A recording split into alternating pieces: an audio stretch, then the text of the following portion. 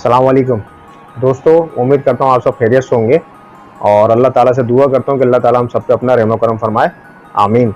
आपने अपने एक क्लिप के अंदर ये बात बोली थी कि यहूदी आए रसूलुल्लाह सल्लल्लाहु अलैहि वसल्लम के पास और उन्होंने 3 सवाल करे। एक उन्होंने कहा कि जुल्करनैन के बारे में बताएं, कि जुल्करनैन एक आदमी के बारे में बताएं जो सफ़र किया करता था, और एक उन्होंने कहा कि उन लोगों के बारे में बताएं जो सो रहे हैं, और एक रूह का। तो मैं ये पूछना चाह रही थी कि वाकई रसूलुल्लाह से क्यों पूछ रहे थे? उनके पास तो इतना इल्म था, उनके पास तो किताब पहले से ही मौजूद थी। वो रसूलुल्लाह से आके क्यों पूछ रहे थे ये सब बातें, जबकि कलमा उन्होंने नहीं पढ़ा, पूछने के बाद जवाब लेके वो चले गए।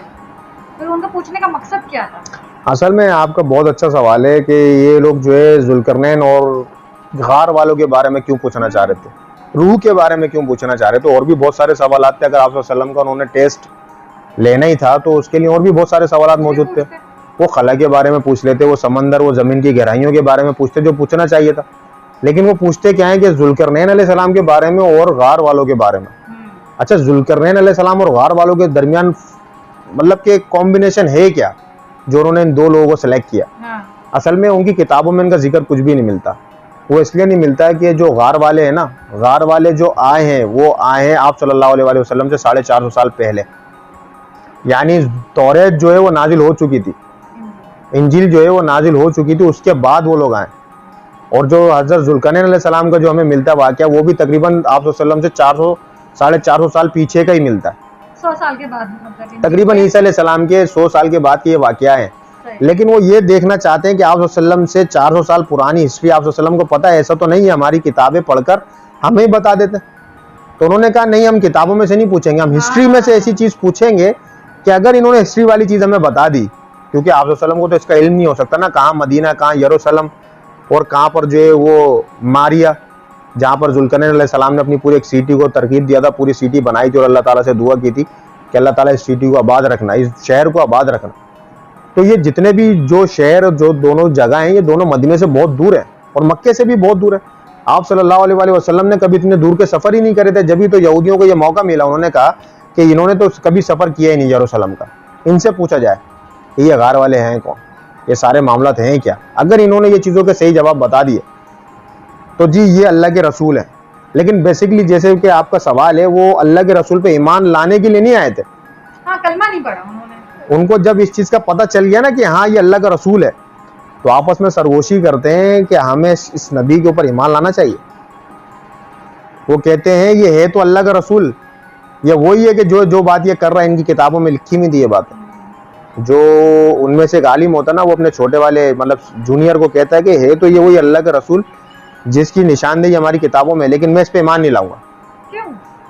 अब सोचने की बात यह है कि वो जुल्करनैन अलैहिस्सलाम के किस्से से क्या सबक हासिल करना चाहते थे, वो गार वालों के किस्से से क्या चीज़ सीखना चाहते थे, या क्या निशानदेही करवाना चाहते थे आप सल्लल्लाहु अलैहि वसल्लम से।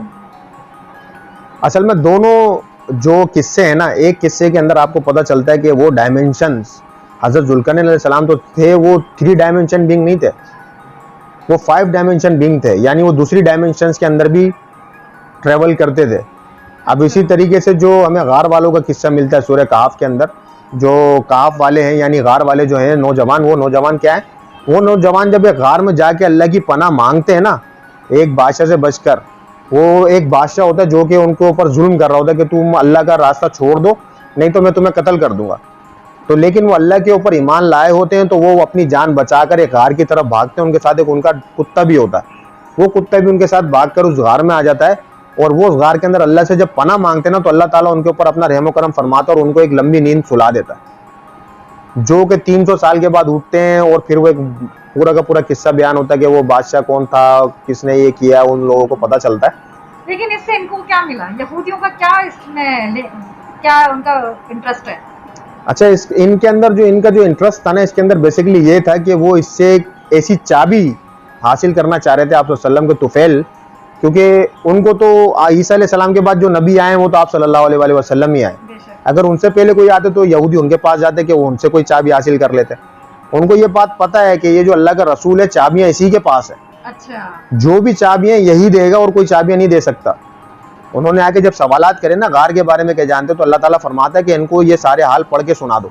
अल्लाह ताला ने उनको वही कर दी थी गार वालों के बारे में कि वो कुछ लोग थे कुछ कहेंगे वो 3 थे, चौथा उनका कुत्ता था, कुछ कहेंगे वो 5 थे, 7 छठा उनका कुत्ता था, कुछ कहेंगे 7 थे, 8वां उनका कुत्ता था। तो आप उनसे कह देंगे कुछ लोगों के अलावा सिर्फ अल्लाह ये बात जानता है और कोई लोग नहीं जानते कि उसकी तादाद क्या है। ये बेसिकली उनकी तादाद मालूम करने आए थे कि उनको जो उन्होंने 300 साल का टाइम ट्रेवल किया, क्या हम भी टाइम ट्रेवल कर सकते हैं? टाइम ट्रेवल करके क्या उस जगह पे जाया जा सकता है जहाँ पे मसीह दज्जाल रहता है? उससे हम कांटेक्ट कर सकते हैं? उससे कांटेक्ट करने के लिए इन लोगों ने सारी मेहनत करी। इनको नबी रसूल से कोई लेना देना नहीं। इनको अगर नबी और रसूल की जो है वो ताजीम करनी होती या उन पे ईमान लाना होता तो ये आप वसल्लम का कलमा पढ़ लेते। जब इनको ये चीज साबित कर दी थी अल्लाह ताला ने कि भाई वो मेरा रसूल है, तो इनको तो कलमा पढ़ लेना चाहिए था। ये बेसिकली उस चाबी की वजह से आए थे कि चाबी आप वसल्लम से इनको मिलती है, वो ताले खोलते, उन गारों के जरिए सफर करते, जैसे कि जुल्करनैन अलैहिस्सलाम सफर करते थे खलाई सफर। जुल्करनैन अलैहिस्सलाम ने जो खलाई सफर करे वो भी गारों के जरिए करे। इसी तरीके से जो गार वाले लोग थे उन्होंने जो टाइम ट्रेवल किया वो भी गार के जरिए किया।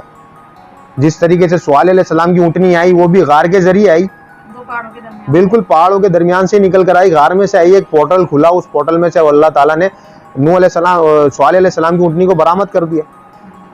अगर हम ये सोचें कि भाई ऊँटनी जो है वो पहाड़ में से निकल के आई तो इम्पॉसिबल सी बात है कि पहाड़ी तो कोई बच्चा नहीं देती, तो ऊँटनी कहाँ से आ गई वहां से? क्योंकि पहाड़ी तो जानवर नहीं है, वो भी पहाड़ी से ही आई पोर्टल खुलकर। फिर इसी तरीके से आप वसल्लम को जो पहली वही आई वो भी गारे हिरा में आई। हजरत मरियम अलैहिस्सलाम के पास जो पहली जो है वो खुशखबरी आई ईसा अलैहिस्सलाम की, वो भी गार में आई। इसी तरीके से बहुत सारे वाक़यात हैं जो हमें गार से मिलते हैं। अब इस तरीके से जो एक वाक़या मिलता है कि फ़िरौन कहता है अपने वज़ीर से, हमान से, कि हमान एक गारे से, मट्टी के गारे से एक इमारत बना के मैं उस पर चढ़कर देखूं कि जो मूसा एक अल्लाह के होने का दावा करता है वहाँ पे इसका अल्लाह है भी या ये झूठ बोलता है। मैं ऊपर चढ़ के इसके अल्लाह को देखना चाहता हूँ। क्या फ़िरौन क्या वो सीढ़ियाँ बना के ऊपर चढ़ने की बात कर रहा था? फ़िरौन को पता था कि वो इमारत के ज़रिए उस दरवाजे को खोल सकेगा कि जिस दरवाजे से आसमानों तक के रास्ते खुलते हैं। फ़िरौन को इस चीज़ का इल्म था। और फ़िरौन के जो पैरोकार है ये वही बनी इसराइल तो हैं जो फ़िरौन के अंदर गुलामी कर कर आए 400 साल, और उसकी आदत पड़ गई इनको। बिल्कुल इन्होंने उससे सबक सीखे कि भाई ये जो इतने बड़े बड़े पिरामिड ये बनवा रहा है, ये पिरामिड क्यों बनवा रहा है? ये पिरामिड इसी की शक्ल के थे, बिल्कुल जिस तरीके के गार में जो सूरह कैफ के अंदर बयान किया गया, गार वालों का किस्सा, गार वालों का जो किस्सा बयान किया गया बिल्कुल उसी के हूबहू पिरामिड को बनाया गया है। जबकि इसमें फासला बहुत ज्यादा है, पिरामिड 3000 साल पुराने हैं और जो गार वालों का किस्सा है वो अभी तकरीबन 1700-1800 साल पुराना वाक़या है। लेकिन कहने का मतलब ये है कि इसमें रिजेम्बलेंस बहुत ज्यादा है। अच्छा, पिरामिड्स के अंदर और ये गार वालों के अंदर जिस गार में लोग सो रहे थे, इसके अंदर बहुत एक जैसी चीजें हैं, जैसे कि मशरिक और मगरिब की जो सूरज निकलता है और तुलू होता है, गुरूब होता है, पिरामिड के अंदर भी धूप नहीं जाती। अच्छा। बिल्कुल इसी तरीके से जैसे गार वालों को जिक्र कुरान में बयान किया गया, अल्लाह ताला फरमाता है कि आप सल्लल्लाहु अलैहि वसल्लम से कि अगर आप गार की तरफ खड़े होकर देखेंगे तो सूरज जब तुलू होगा तो आपकी दाएं जानिब से तुलू होगा, गार को छोड़कर, गार से बचकर, और जब गुरूब होगा तो गार से बचकर बाएं जानिब गुरूब हो जाएगा। यानी धूप उस गार के अंदर कभी जाती नहीं है। अल्लाह ताला ने उसको इस तरीके से सेफ रखा हुआ है, उसके टेम्परेचर को इस तरीके से मेंटेन करा हुआ है कि उसके अंदर टेम्परेचर नहीं बढ़ता कि किसी के अंदर जो अंदर सो रहे। आपके पास ये कैसे नॉलेज आई? ये मतलब ये पहले हुआ करता था क्या ट्रैवल वगैरह? हाँ बिल्कुल, फ़िरौन को इस चीज़ का इल्म कैसे आया, सवाल हाँ, बेसिकली ये है ना। पूछ रही हूँ। तो उसके पास इल्म इसी तरीके से आया कि जो उसके पास जादूगर थे ना उस दौर के, वो इसको इस चीज़ का इल्म देते थे कि तुम किस तरीके से आसमानों तक चढ़ सकते हो, किस तरीके से तुमने ये इमारतें बनानी है, किस तरीके से तुम वो रास्ते खोल सकते हो। क्योंकि बादशाह था, पावर्स इसके पास बहुत थी।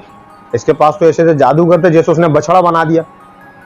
बछड़ा तो इस तरीके का बन गया था कि वो बिल्कुल जानवर जैसी हरकतें करना उसने शुरू कर दी थी। मूसा अलैहिस्सलाम को सख्त गुस्सा आया कि ये काम किसका है। सबसे पहले तो उन्होंने हारून अलैहिस्सलाम की दाढ़ी और बाल पकड़ के खींचे कि तुम मेरे पीछे, तुमने इस काम को कैसे होने दिया, शिर्क को तुमने क्यों मेरी कौम को नहीं रोका। तो हारून अलैहिस्सलाम फरमाते हैं, मेरे भाई मुझे छोड़ो, मुझे दर्द हो रहा है, और मैंने ये काम इसलिए नहीं किया कि तुम्हारी जो कौम है वो फिरकों में ना बढ़ जाए। अब जाहिर सी बात है, जो कौम हक पर होती वो सही हो जाती और जो बातिल होती वो उसका दूसरी तरफ जाती, तो फिरके बन जाते। हारून अलैहिस्सलाम फरमाते हैं कि मैंने इसलिए इस पर कोई स्टेप नहीं लिया, लेकिन मैंने इनको रोका जरूर था कि तुम इस शिर्क की तरफ ना जाओ। तो फिर जब मूसा अलैहिस्सलाम सामरी जादू की तरफ मुखातिब होते ना कि तूने ये क्या किया, हाँ भाई तूने क्या किया, तो वो कहता है कि मैंने सिर्फ ये किया है कि मैंने उस चीज को देखा जो इस कौम ने ना देखा था।